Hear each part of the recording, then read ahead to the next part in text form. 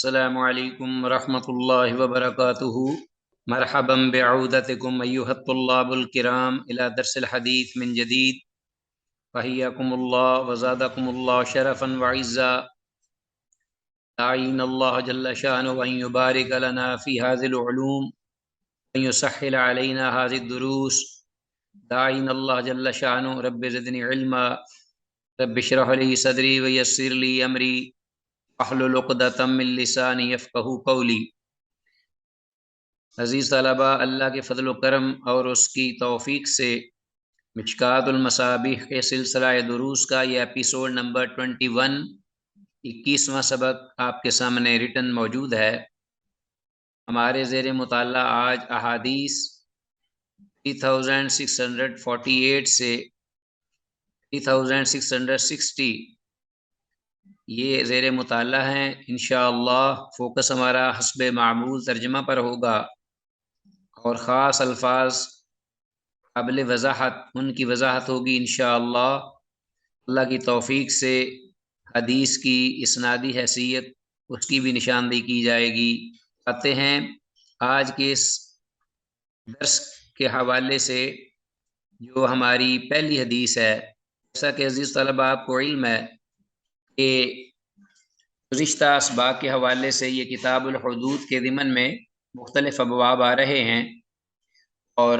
یہ جو اس وقت ریسنٹلی ہم احادیث کا مطالعہ کر رہے ہیں، ہمارے زیر مطالعہ احادیث، ان کا موضوع بھی کتاب الحدود کے ضمن میں ایک ٹاپک ہے، بڑا ہی اہم موضوع ہے، شراب۔ اور شراب پینے پلانے اور پینے والوں کے لیے وعید، اور شراب کی ڈیفینیشن کیا ہے، تعریف کیا ہے، کون کون سی چیزیں شراب کے حکم میں آتی ہیں۔ اس سلسلے میں گزشتہ اسباق بھی سبق اور یہ بھی انشاءاللہ اسی موضوع میں ہوگا۔ تو آتے ہیں سب سے پہلے پہلی حدیث کیونکہ ہمارے ذیل مطالعہ ہے، اس کو دیکھتے ہیں۔ یہ حدیث ابو سعید خدری رضی اللہ تعالیٰ عنہ سے مروی ہے۔ 3648 کتاب الحدود، اور شراب کی پینے والے کے لیے وعید، ڈانٹ ڈپٹ شریعت میں یا سزا۔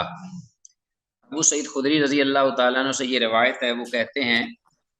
قال کان عندنا خمر لیتیم، ہمارے پاس یا ہمارے کنٹرول میں، ہماری زیر نگرانی شراب تھی، لیتیم ایک یتیم کے لیے فلما نزلت المائدہ، تو پھر جب سورہ مائدہ اتری جس میں شراب کی حرمت کا ذکر ہے، تو سألت رسول اللہ صلی اللہ علیہ وسلم، تو میں نے اللہ کے رسول صلی اللہ علیہ وسلم سے پوچھا، وقلت، اور میں نے کہا، انہ لیتیم، کہ یہ شراب جو ہے یہ یتیم کے لیے رکھی گئی ہے یا حاصل کی گئی ہے۔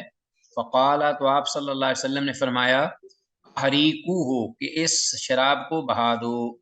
رواه ترمذی، امام ترمذی نے سے روایت کیا ہے۔ عزیز طلبہ، یہ یتیم حالانکہ دیکھیے کہ کس قدر وہ اپنا اس بات کا اس حق رکھتا ہے کہ اس کی خبر گیری رکھی جائے، کی جائے، اس کا خیال کیا جائے، اور اس کی جو ملکیت جو چیزیں ہیں ان کی حفاظت کی جائے، تو اس کے باوجود پوچھنے پر آپ صلی اللہ علیہ وسلم نے جو جواب فرمایا وہ آپ کے سامنے ہے۔ رواه ترمذی، اس امام ترمذی نے روایت کیا ہے۔ اس حدیث کی سند صحیح ہے، البتہ بعض اہل علم نے اسے ضعیف قرار دیا ہے، واللہ اعلم بالصواب۔ حدیث کے الفاظ احریقوہ کا مطلب ہے اس کو بہا دو۔ نیکسٹ حدیث میں ایک دفعہ پھر پڑھے دیتا ہوں۔ یہ عن ابی سعید الخدری رضی اللہ تعالیٰ عنہ قال، ابو سعید خدری رضی اللہ عنہ سے یہ روایت ہے، کہتے ہیں کان عندنا خمر لیتیم، ہمارے پاس شراب کی کچھ مقدار ایک یتیم کے لیے جو تھی تیار کی گئی یا رکھی گئی، وہ ہمارے پاس تھی۔ تو فلما نزلت المائدہ، تو پھر جب سورہ مائدہ اتری، اور سورہ مائدہ جس کے اندر شراب کی حرمت کا ذکر ہوا ہے، انما الخمر والمیسر والانصاب والازلام رجس من عمل الشیطان فاجتنبوہ لعلکم تفلحون۔ یہ آیت جب سورہ مائدہ میں اتری، سألت رسول اللہ صلی اللہ علیہ وسلم، تو کہتے ہیں کہ میں نے اللہ کے رسول صلی اللہ علیہ وسلم سے اس بابت سوال کیا، وقلت، اور میں نے کہا، انہ لیتیم، کہ یہ جو شراب ہے یہ یتیم کی ہے، اس کے لیے تھی یہ۔ وقال، تو آپ نے فرمایا، احریقو ہو، رواه ترمذی ہو، کہ اس کو بہا دو، یعنی اس کو ضائع کر دو، بہا کر۔ تو یہ رسول اللہ صلی اللہ علیہ وسلم کا فرمان تھا۔ رواه ترمذی، امام ترمذی سے روایت کیا ہے اور اس کی سند صحیح ہے، البتہ بعد اہل علم نے اسے ضعیف قرار دیا ہے، تو مختلف فی ہے اہل علم کے درمیان یہ حدیث، واللہ عالم۔ حدیث کے الفاظ احریقوہ کا مطلب ہے کہ اس کو بہا دو، اس کو انڈر لائن کیجئے۔ بہرحال اس کے اندر جو حکم ہے وہ صحیح ہے، اور شراب کا یہی حکم ہے کہ اس کو کشید کرنا ہی گناہ ہے، جبکہ اگر ہو تو اس کو فوراً ضائع کر دیا جائے اور اس کو بہا دیا جائے۔ آگے ہمارے پاس حدیث 3649، وان انس بن مالک، انس بن مالک رضی اللہ تعالیٰ عنہ سے روایت ہے، نبی طلحہ، وہ ابو طلحہ رضی اللہ تعالیٰ عنہ سے روایت کرتے ہیں، انس بن مالک رضی اللہ تعالیٰ عنہ سے روایت ہے، وہ ابو طلحہ رضی اللہ تعالیٰ عنہ سے روایت کرتے ہیں کہ انہو قال، کہ انہوں نے یہ کہا، یعنی ابو طلحہ رضی اللہ عنہ نے، یا نبی اللہ، اے اللہ کے نبی صلی اللہ علیہ وسلم، ان اشتریت خمرا لایتام فی ہجری، کہ میں نے کچھ شراب خریدی ہے ان یتیموں کے لیے جو میرے زیر پرورش ہیں، فی ہجری یعنی میری گود میں ہیں، جو میرے زیر نگرانی ہیں۔ فقال، تو آپ نے فرمایا، احرق الخمرہ، شراب کو بہا دو، واکسر الدنانا، اور شراب کے جو برتن ہیں انہیں توڑ دو۔ روایت ترمذی، امام ترمذی نے سے روایت کیا، وضعفہ، اور اسے ضعیف قرار دیا ہے۔ فی روایت ابی داود، ابو داود کی سنن ابی داود کی روایت میں یہ الفاظ ہیں کہ انہ سأل النبی صلی اللہ علیہ وسلم، انہوں نے یعنی ابو طلحہ رضی اللہ عنہ نے سوال کیا، پوچھا اللہ کے نبی صلی اللہ علیہ وسلم سے، ان ایتام ارثوا خمرا،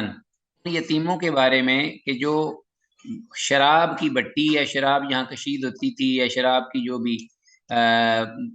اپنا سپلائی کرنے کے لیے جو یا شراب سمجھ لیجئے اس کے وہ وارث بنے ہیں، یعنی ان کو بطور وراثت کے وہ ملی ہے وہ شراب، یا جہاں شراب بنتی ہے بٹی وغیرہ۔ تو کالا، آپ نے فرمایا، احرقھا، اس کو ضائع کر دو، بہا دو اس کو، شراب کو ساری کو۔ کالا، تو کہتے ہیں کہ افلا اجعل خلن، یعنی وہی سوال کرنے والے کہتے ہیں صحابی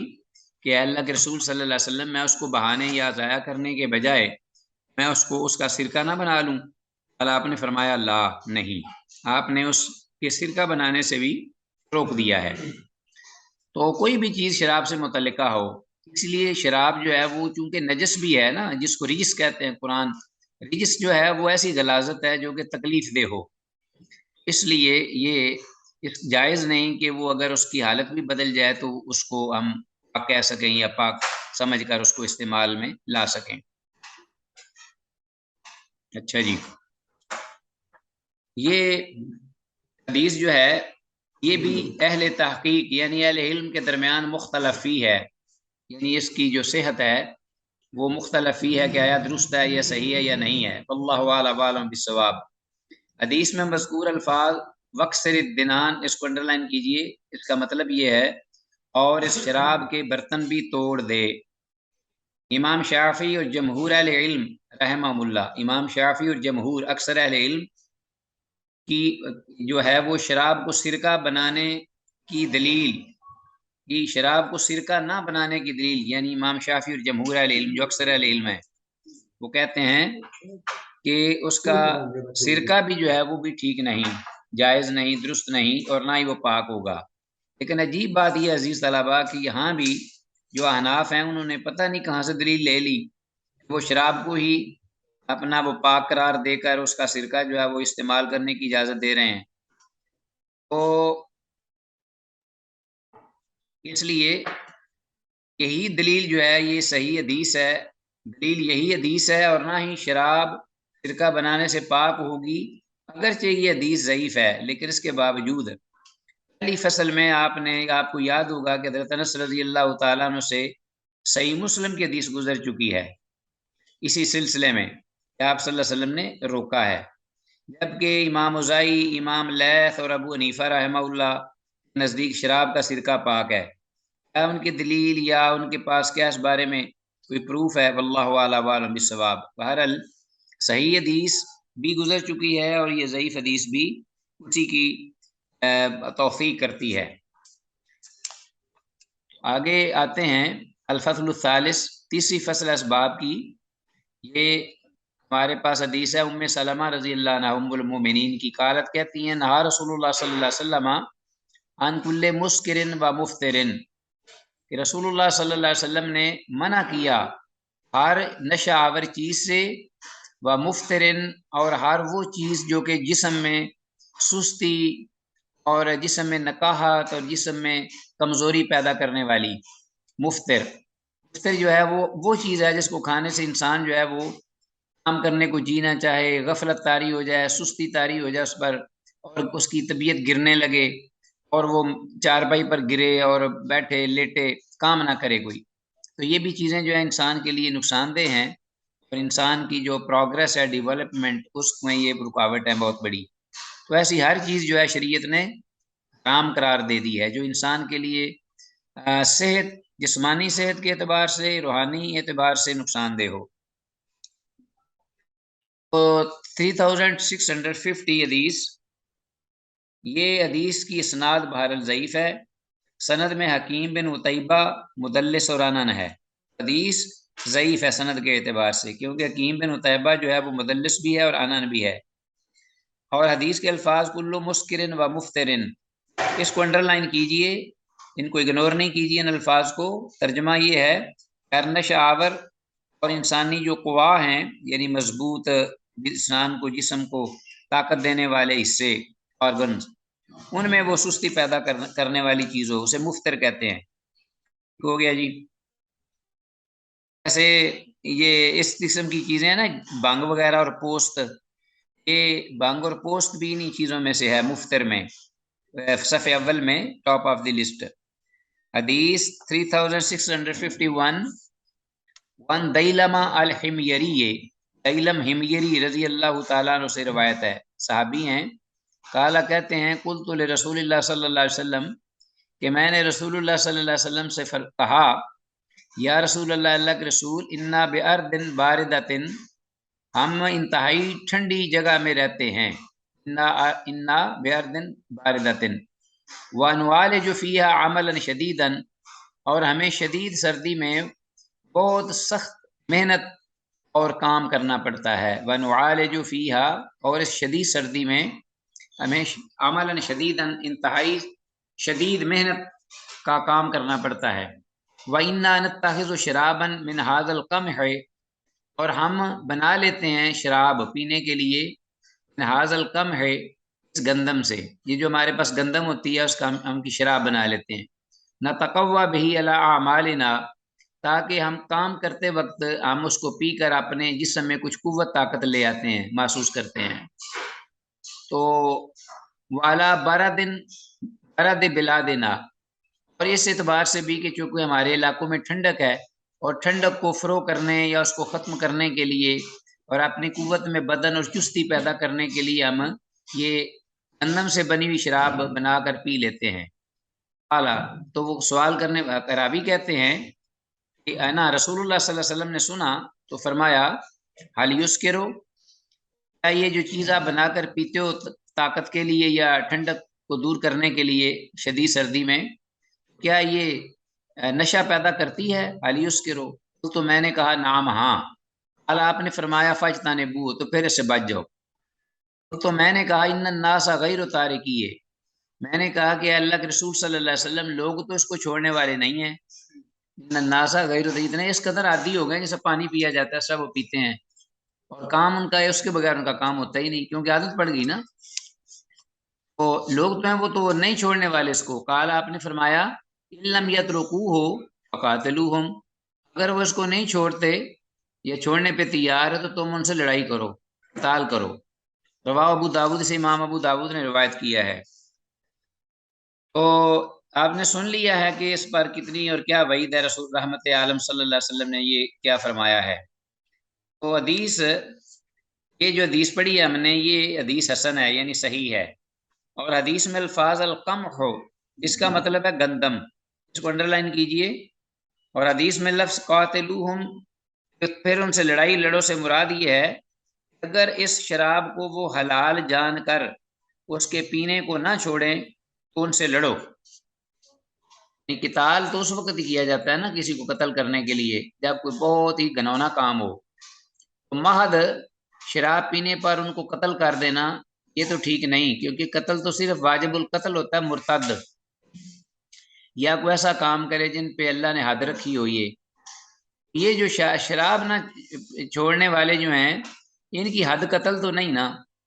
پھر تم اس کرو کہ ان کو قتل کرو جو اس کو حلال سمجھ کر پئیں۔ ایک ہوتا ہے حرام سمجھ کے پینا ایک چیز کو، کہ یہ چیز حرام ہے اور مجھے سے بچنا چاہیے، اللہ نے اس کو حرام قرار دیا ہے، میں مسلمان ہوں لیکن اس سے باوجود وہ فسق و فجور کا مرتکب ہوتا ہے، تو ہے گناہ گار، حرام کام کر رہا ہے۔ اور ایک وہ ہے کہ جو کہتا ہے کہ شراب بالکل حرام نہیں، یہ اسلام میں جائز اور صحیح ہے، حلال ہے، تو وہ اللہ کے اس حکم کا منکر ہو کر انکار کر کے وہ مرتد ہو جائے گا۔ مرتد ہو جائے گا تو پھر اس کو واجب القتل ہے۔ تو اس میں فرق کیا جائے گا، حلال سمجھ کے پینے والا اور اس کو حرام سمجھ کے پینے والا۔ یہ اس وقت علماء نے اس کی جو ہے توجیہ یہ فرمائی ہے کہ یہاں مراد اللہ کے رسول کا کہ اگر وہ نہیں چھوڑتے تو ان کو قتل کر دو، مراد یہ ہے ان سے لڑائی کرو کہ وہ قتل ہو جائیں، مر جائیں۔ تو اس کا مطلب یہ ہے کہ یہ وہ لوگ ہیں کہ جو چھوڑ نہیں رہے، وہ اس کو حلال سمجھ کے، جس طرح کہ ہم کھانا کھاتے ہو تم 3 ٹائم اپنا کھانا حلال سمجھ کے کھاتے ہو، تو سب وہ چھوڑتے نہیں، انہوں نے عادت بنا لی، اس کو حلال سمجھ رہے ہیں، جائز سمجھ رہے ہیں۔ تو یہ ہے اس کا حکم۔ آگے حدیث نمبر 3652، یہ حدیث آپ کے سامنے عبداللہ بن عمر بن عاص رضی اللہ عنہما سے، ان النبی صلی اللہ علیہ وسلم، کہ اللہ کے نبی صلی اللہ علیہ وسلم نے نہا، روکا، عن الخمر، شراب پینے سے، والمیسر، اور جوئے سے، والقوبۃ، اور کوبا وہ ہے جو کہ کوبا جو ہے نا اس کے کئی معنی ہیں، لیکن یہاں مراد یہ ہے کہ کوئی طبلہ بجانے والا جو ہوتا تھا نا، سرنگیاں قسم کا ساز بجانے کے لیے، تو وہ یہ اس کو کوبا کہتے ہیں، طبلے، چھوٹے طبلے۔ والغبیرہ، غبیرہ جو ہے وہ شراب کی قسم ہے جسے اللہ کے رسول نے منع فرمایا، غبیرہ۔ وقال کل مسکر حرام، اور آپ نے فرمایا کہ ہر نشہ آور چیز جو ہے وہ حرام ہے۔ تو قطع نظر اس کے کہ وہ کون سی چیز ہے، اس سے تعلق نہیں، تعلق اس سے ہے کہ اس کے اندر سکر یعنی نشہ پیدا ہوتا ہے، نشہ آور ہے، وہ حرام ہے، کوئی بھی چیز ہو۔ اس لیے آپ صلی اللہ علیہ وسلم نے جب بھی آپ سے پوچھا جاتا تو آپ یہ پوچھتے کہ اس میں نشہ پیدا ہوتا ہے یا وہ نشہ آور ہے، تو جب کہا جاتا کہ ہاں تو آپ فرماتے کہ اس کو ناجائز ہے، اس کو بہا دو، اس کو حرام ہے، اس سے بچ جاؤ۔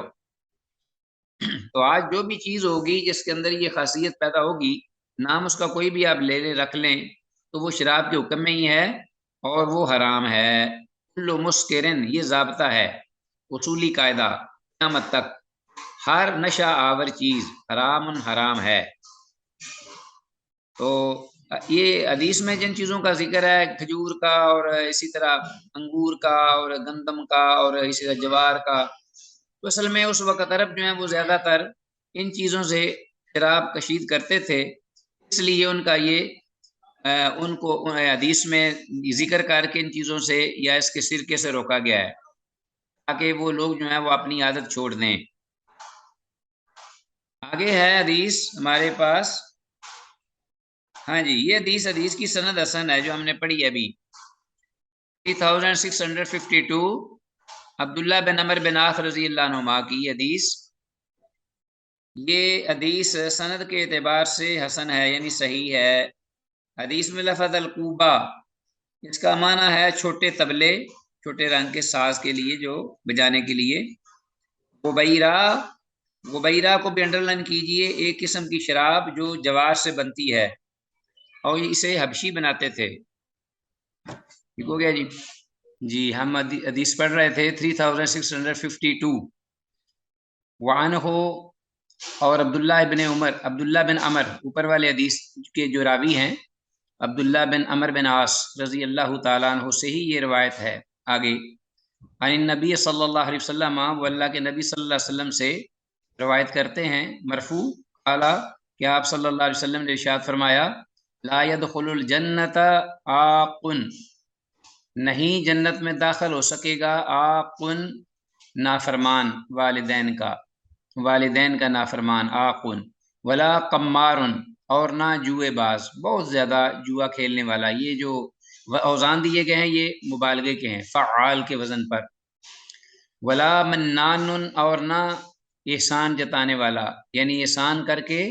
نیکی کر کے تو اس کو جتانا، اس کو باور کرانا، اس کو احساس دلانا کہ میں نے تجھ پہ احسان کیا ہے. ولا مدمن خمر، اور نہ ہی شراب پینے والا عادی شرابی، مدمن خمر کو جو کنٹینیولی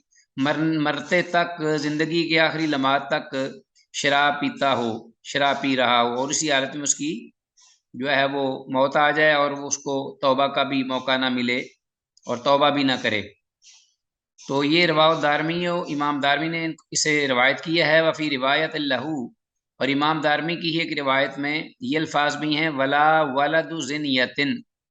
اور نہ ہی والد الزنا، یعنی بدکاری کے نتیجے میں پیدا ہونے والا بچہ، نہ وہ جنت میں داخل ہو سکے گا. بدلا قمار، یعنی قمار جو لفظ ہے اوپر حدیث میں عاق ولا قمار لا يدخل الجنت عاق ولا قمار، تو ایک جو امام دارمی کی روایت ذکر کرتا ہے اس میں یہ الفاظ ہیں ولا ولد زنیتن، قمار کی جگہ یہ جو الفاظ یوں ہوں گے اس کی روایت میں لا يدخل الجنت عاق ولا ولد زنیتن ولا منان ولا مدمن خمر. تو قمار کی جگہ ولد زنیتن کے الفاظ ہیں. اور والد الزنیتن، آپ کے ذہن میں یہ بات آئی ہوگی کہ والد الزنا بدکاری کے نتیجے میں پیدا ہونے والا بچہ وہ بھی جنت میں داخل نہیں ہو سکے گا. اس کا کیا قصور ہے کہ وہ جنت میں نہیں داخل ہو سکے گا؟ تو بہرحال اس سے مراد بچہ نہیں بلکہ جو جس نے زنا کا ارتکاب کیا ہے وہ ہے اس سے مراد. تو یہ استعارتاً یہ بات کہی گئی ہے والد الزنیتن کا. اصل معنی وہی ہے کہ جس نے ارتکاب کیا برائی کا اور جس کے نتیجے میں یہ بچہ پیدا ہوا تو یہ سبب بنے گا اس کے جہنم میں جانے کا اور جنت میں داخلے سے رکاوٹ کا. تو حدیث جو ہے یہ حسن ہے جو ہم نے پڑھی ابھی، یعنی صحیح ہے سوائے ان الفاظ کے ولا قمارن کے الفاظ جو ہیں یہ اس والی حدیث جو ہے یہ صحیح نہیں. قمارن کے علاوہ جتنے الفاظ ہیں وہ صحیح حدیث سے ثابت ہیں. اور اس کا معنی ہے بہت بڑا جواری. حدیث میں والد زنیتن، یعنی جیسا کہ میں نے کہا ہے مراد وہ شخص ہے جو بہت زیادہ زنا کرنے والا ہو. تو ایسے ہی جیسے کہا جاتا ہے نا، جیسے دلیروں بہادروں کے لیے بنو الحرب، یہ تو حرب کا بیٹا ہے. عرب ایسے کرتے تھے جب وہ جو بہادر اور جوان کی بات کرتے تو کہتے کہ انہو، یعنی وہ تو ہوا بنو الحرب، وہ تو حرب کا بیٹا ہے. تو اسی طرح والد الزنا استعارتاً کہا گیا ہے، حالانکہ وہ لڑائی کا بیٹا نہیں ہوتا بلکہ لڑائی کا ماہر ہوتا ہے، اس لیے کہ والد الزنا کا کوئی قصور نہیں کہ اسے عذاب دیا جائے. واللہ عالم. آگے ہمارے پاس حدیث ہے، نیکسٹ حدیث طلبہ وہ ہے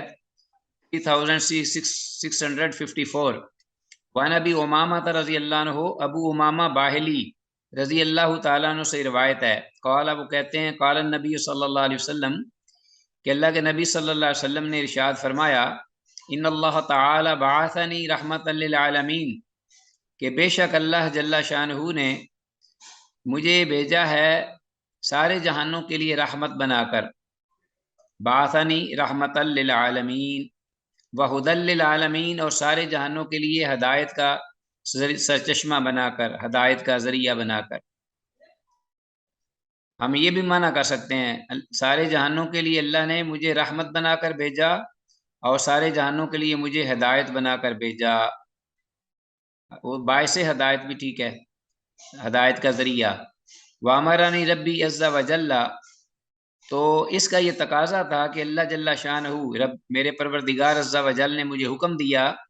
بمحق المعازف والمزامیر، کہ موسیقی کے آلات اور موسیقی کے مختلف آلات اور ساز کے آلات، یہ سارے کے سارے میں توڑ دوں، ختم کر دوں۔ وامرانی ربی عز وجل بمحق المعازف والمزامیر، موسیقی اور اس کے آلات ختم کرنے کے لیے بیجا حکم دیا، والاوثان، بتوں کو توڑنے کا حکم دیا، والصلب، صلیب کو توڑنے کا، ختم کرنے کا حکم دیا، وامر الجاہلیہ، اور جاہلیت کا کوئی بھی کام ہے تو اس کو بھی ختم کرنے کا، ریموو کرنے کا اللہ میرے رب عز و جل نے حکم فرمایا۔ وحلف ربی عز و جل بعزتی، اور میرے پروردگار عز و جل نے یہ قسم کھائی کہ بعزتی، میری عزت کی قسم، مجھے اپنی عزت کی قسم، اللہ جل شانہ نے قسم اٹھا کر فرمایا میری عزت کی قسم، وحلف ربی عز وجل بعزتی، میری عزت کی قسم اٹھا کر اللہ عز وجل نے فرمایا کہ لا یشرب عبد من عبیدی، کہ نہیں پیے گا کوئی بھی بندہ میرے بندوں میں سے، جرعتن من خمر، ایک گھونٹ شراب سے، الا سقیتہ من الصدید مثلہا، مگر اس کے بدلے میں پلاؤں گا اس کو پیپ، اسی مثل، اسی مقدار، جہنمیوں کے زخموں کی پیپ میں ان کو پلاؤں گا۔ ولا يتركها من مخافتي الا سقيت من حياد القدس، ہاں، ولا يتركها، اور نہیں چھوڑے گا اس شراب کو پینے سے، رکے گا پینے سے، من مخافتی، میرے خوف اور ڈر کی وجہ سے، الا سقيته من حياد القدس، اور قدس، مگر یہ کہ میں اس کے بدلے میں اس کو پلاؤں گا پاکیزہ حوض، شراب کے پاکیزہ حوضوں سے میں اس کو پلاؤں گا، یعنی شراب یا پینا، جنت کا پلانا،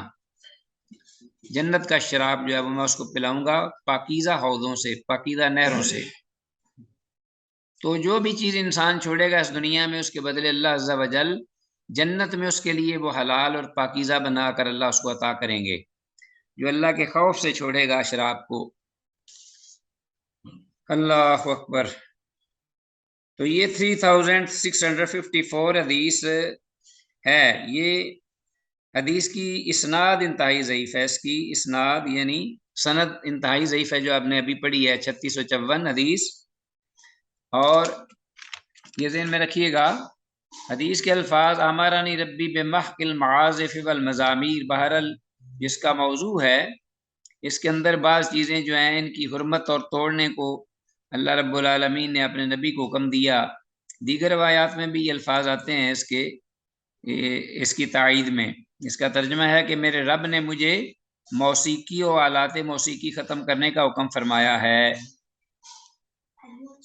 تو عزیز طلبہ، اس میں دف جو ہے نا، دف وہ مستثنا ہے، کوئی ایکسیپشنل کیس بھی ہوتے ہیں نا، تو شریعت میں کچھ چیزیں جو ہیں ایکسیپشنل، دف جو ہے وہ جو شادیوں کے موقع پر بجائی جاتی ہے، ہلکی پھلکی دف، اس کا ذکر ہے رسالت مآب صلی اللہ علیہ وسلم میں ہم نے پڑھا ہے کہ بچیاں گا رہی تھیں اور شادیوں کے موقع پہ یا عید کے دن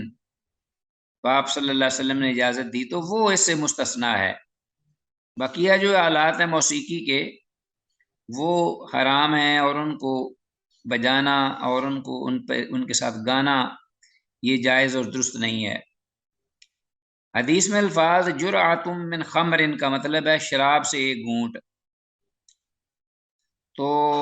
یہ حدیث جو ہے میں نے کہا ہے کہ سند کے اعتبار سے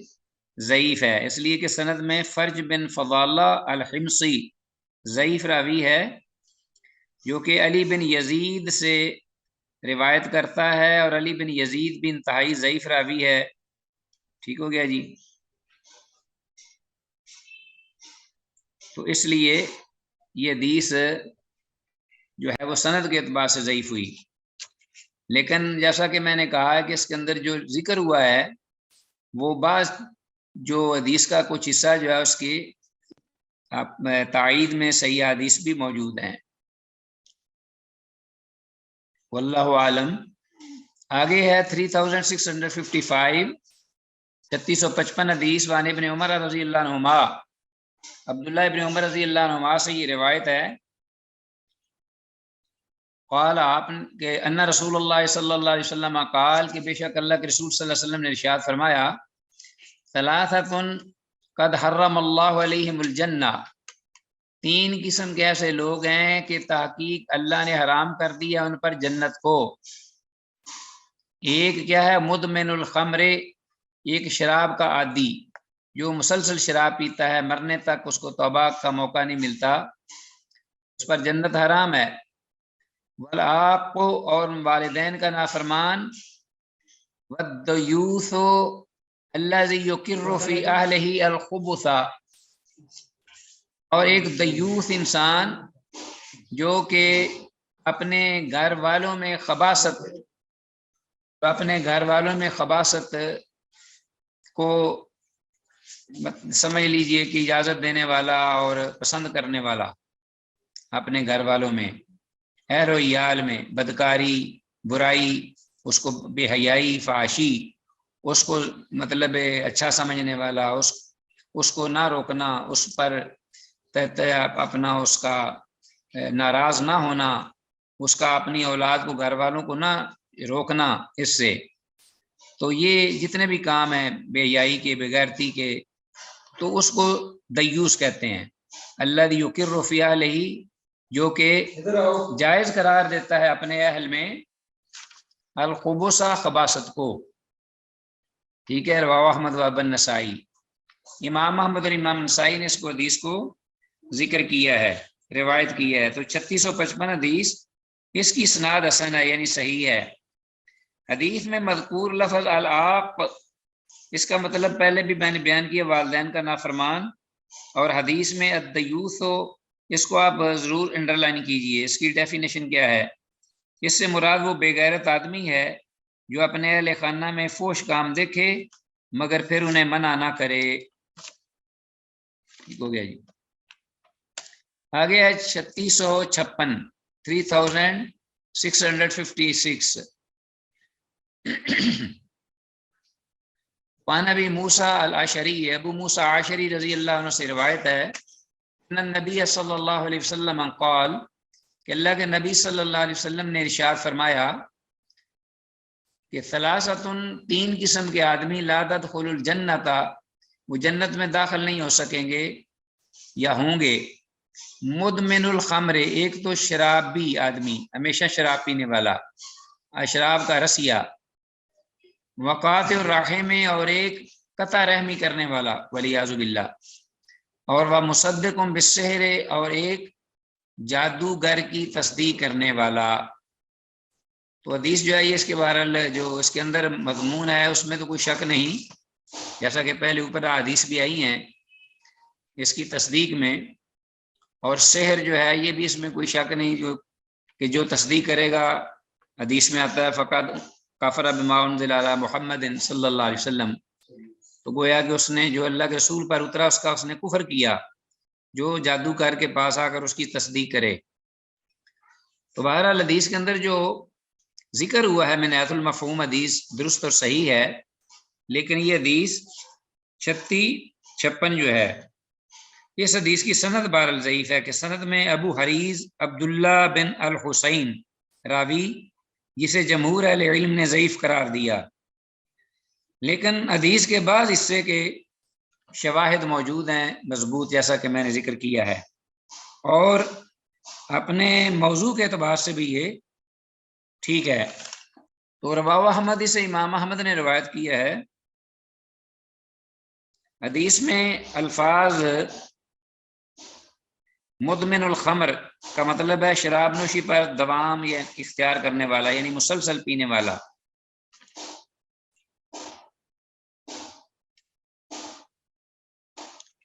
آگے ہمارے پاس عزیز طلبہ حدیث 3657 وعن ابن عباس، عبداللہ بن عباس رضی اللہ عنہما سے روایت ہے، قال وہ کہتے ہیں قال رسول اللہ صلی اللہ علیہ وسلم کہ اللہ کے رسول صلی اللہ علیہ وسلم نے ارشاد فرمایا مدمن الخمر شراب کا رسیہ یعنی شراب کا عادی شخص ان ماتا اگر وہ مر جائے اسی حالت میں لقی اللہ تعالی وہ اللہ جل شانہ سے ملے گا اس طرح کے کعابد وثن اس طرح کی جس طرح کے بتوں کا پجاری ہو بتوں کی عبادت کرنے والے کی طرح ہے اس کی حیثیت جو شراب پیتے پیتے یا شراب کی حالت میں یا آخر تک شراب پی اور اس نے اس شراب سے توبہ نہیں کی رکا نہیں بعد نہیں آیا تو وہ مر گیا تو اس کی اللہ جل شانہ سے جو ملاقات ہوگی اس حال میں اس طرح ہوگی جس طرح کہ وہ بتوں کا پجاری ہے رواہ احمد اس امام احمد نے روایت کیا ہے تو حدیث اہل علم کے مابین مختلف ہی ہے اپنی صحت کے اعتبار سے بعض نے اس کو صحیح کہا ہے اور بعض کہتے ہیں یہ ضعیف ہے بہرحال اگر ضعیف ہے تو ضعف جو ہے اتنا شدید نہیں اس لیے کہ اختلاف ہے واللہ عالم اس بارے میں ایک بات عزیز طلبہ میں آپ سے کہنا چاہوں گا وہ ذرا سن لیجئے گا کہ شرابی بہرحال جو ہے وہ اس کا وہ عمل شراب پینا اتنا گناونا نہیں جتنا کہ بت کا پجاری ہے کیونکہ بتوں کا پجاری جو ہے وہ تو شرک اکبر کا مرتکب اسلام سے نکل جاتا ہے تو وہ شرک اکبر کا پجاری بتوں کا پجاری اس حالت میں مرتا ہے اللہ سے ملاقات کرتا ہے تو وہ دائمی جہنمی ہے جبکہ شرابی جو ہے ہو سکتا ہے مسلمان ہے تو ایک وقت تک اس کو شروع میں جنت جہنم میں لے جایا جائے پھر اس کا گناہ اس کو دھو کر اللہ جب چاہے اس کو اگر وہ موحد ہے توحید پرست ہے تو اس کو اللہ تعالیٰ جنت میں لے جائیں گے اس میں کوئی شک نہیں تو اس لیے یہاں اس کی توجیہ اہل علم نے یہ کی ہے کہ پھر یہ جو شراب پر مرنے والا ہے یہ اس طرح ہوگا جس طرح کہ شرک اکبر پر مرا ہے اور وہ تو جہنمی ہوتا ہے کافر ہوتا ہے ویسی بات نہیں اگرچہ شراب کا پینا شرک کے برابر گناہ نہیں شرک اکبر کہ ہمیشہ پینے والا ایسے ہو جاتا ہے جیسے اسے حلال اور جائز سمجھ کر پی رہا ہو جیسا کہ پہلے حدیث گزری ہے ایک ایسی مال کے اگر شراب پینے والا اس کو حلال اور جائز سمجھے تو پھر وہ واقعی مرتد ہو جائے گا اور واجب القتل ہے اور وہ کافر ہے تو اس کی حیثیت ایسی ہے جیسے کہ کعابد الوثن اور کعابد وثن پھر کوئی فرق نہیں پڑتا پھر ایک ہی معاملہ ہے کہ اگر اس کو حلال سمجھ کر وہ پی رہا ہے اور زیادہ تر ایسا ہی لگتا ہے کہ جو آخر تک پیتا ہے وہ اس کو ایسے ہی سمجھتا ہے جیسے یہ میرے لیے جیسا غذا کھاتا ہوں میں روٹی وغیرہ چاول کھاتا ہوں پانی پیتا ہوں اسی طرح یہ میرے لیے حلال ہے حالانکہ یہ حرام ہے تو ولیعاذ باللہ معاملہ بڑا خوفناک ہے اور یہ بھی ہو سکتا ہے کہ ایسی صورت میں یہ گناہ شرک کے برابر ہو جائے گا جیسے صغیرہ گناہ ہمیشہ کرنے سے کبیرہ بھی بن جاتا ہے بعض دفعہ ٹھیک ہو گیا تو بعض لوگ جو ہیں چھوٹے گناہ مسلسل کرتے ہیں کرتے کرتے وہ کبیرہ پر پہنچ جاتے ہیں ولیعاذ باللہ اور وہ جہنمی ہو جاتے ہیں آگے ہے ہمارے پاس حدیث 3658 ورغ ابن ماجہ نبی ہریرہ تھا اسی حدیث کو امام ابن ماجہ نے روایت کیا سنن ابن ماجہ میں ابو ہریرہ رضی اللہ تعالیٰ عنہ سے یہ مروی ہے جو اوپر والی حدیث ہم نے پڑھی ہے بالکل یہی متن اور یہی مفہوم ہے اور یہ حدیث اس سند کے ساتھ جو ہے یہ حدیث حسن ہے یعنی صحیح ہے جبکہ اوپر والی حدیث جو ہے جیسا کہ میں نے کہا ہے کہ یہ اہل علم کے مابین سند کے اعتبار سے مختلف ہی ہے تو اب نیچے والی حدیث اگر صحیح ہے تو اس کا یہ شاہد ہے اس کا تو اس کو تقویت مل گئی کہ اوپر والی حدیث میں حیث السند تو جو ہے چلو ہم کہہ سکتے ہیں کہ ضعیف ہو سکتی ہے لیکن میں حیث المفہوم بالکل ٹھیک ہے نیچے والی حدیث نے اس کی تائید کی 3658 اسی طرح نیچے آ جائیے 3659 والبیہقی اور امام بیہقی نے فی شعب الایمان شعب الایمان میں اس حدیث کو اسی حدیث کو انہی الفاظ سے ذکر کیا ہے ان محمد بن عبید اللہ محمد بن عبید اللہ سے ان ابی ہے اور وہ محمد بن عبید اللہ اپنے باپ عبید اللہ سے روایت کرتے ہیں وقالا اور کہا انہوں نے کہ ذکر البخاری فی التاریخ امام بخاری نے اپنی تاریخ میں یہ ذکر کیا ہے اس کو ان محمد بن عبداللہ نبی ہے محمد بن عبداللہ سے اور وہ اپنے باپ سے، یا عبید اللہ کے بجائے محمد بن عبداللہ سے اور وہ اپنے باپ سے۔ امام بخاری نے اس کی اتنی تصحیح کی ہے۔ بہرحال یہ حدیث بھی صحیح ہے، امام بخاری رحمہ اللہ نے بھی اس کا ذکر کر دیا ہے تاریخ اپنی کتاب میں 3659۔ یہ حدیث بھی حسن ہے، صحیح ہوئی۔ اور آگے حدیث ہے 3660، ابو موسیٰ اشعری رضی اللہ تعالیٰ عنہ سے، انہو کان یقول، ابو موسیٰ اشعری رضی اللہ تعالیٰ عنہ یہ کہا کرتے تھے، خود ان کا یہ اثر ہے کہ ما ابالی شربت الخمر او ابت حاضی الساریۃ دون اللہ، اللہ اکبر، کہ ابو موسیٰ اشعری رضی اللہ عنہ فرماتے ہیں کہ انہو کان یقول ما ابالی، مجھے اس بات کی کوئی پرواہ نہیں، میں یہ اس بات کی پرواہ نہیں کرتا کہ شربت الخمرہ کہ میں شراب کو پی لوں، او ابت حاضی ساریہ یا میں ستون کی پوجا کرنی شروع کر دوں، دون اللہ، اللہ کے علاوہ۔ رواہ النسائی سے امام نسائی نے روایت کیا ہے۔ تو گویا کہ ان کا اپنا یہ اثر ہے، حدیث موقوف ہے اور موقوف ہونا اس کا صحیح ہے، ٹھیک ہے جی، اس حدیث کی اسناد صحیح موقوف ہے۔ تو گویا کہ ابو موسیٰ اشعری رضی اللہ عنہ کے ہاں یہ شناعت دیکھو، اس کی قباحت دیکھو کہ میں اگر شراب پیتا ہوں تو میں یہی سمجھتا ہوں جیسے میں نے اگر اس بت کی پوجا کر لی ہے یا ستون کی اللہ کے علاوہ، تو پھر یہ معاملہ جو ہے ایک جیسا ہی ہے، ما ابالی شربت الخمر و ابت حاضی ساریہ، یہ کام کر لوں یا وہ کر لوں ایک ہی بات ہے، اللہ اکبر۔ رواہ النسائی سے امام نسائی نے روایت کیا ہے۔ تو عزیز طلبہ، اس کے ساتھ ہی ہمارا اللہ کے فضل سے آج کا یہ لیسن بتوفیق اللہ اختتام پذیر ہوا، اس دعا کے ساتھ کہ جو کچھ کہا سنا ہے اللہ تعالیٰ اس پہ سمجھ کر عمل کی توفیق دے، اور من و عن اس کو آگے کنوے کرنے کی بھی ہمیں اللہ توفیق عطا فرمائے۔ ھذا ما عندی واللہ اعلم بالصواب۔ السلام علیکم ورحمۃ اللہ وبرکاتہ۔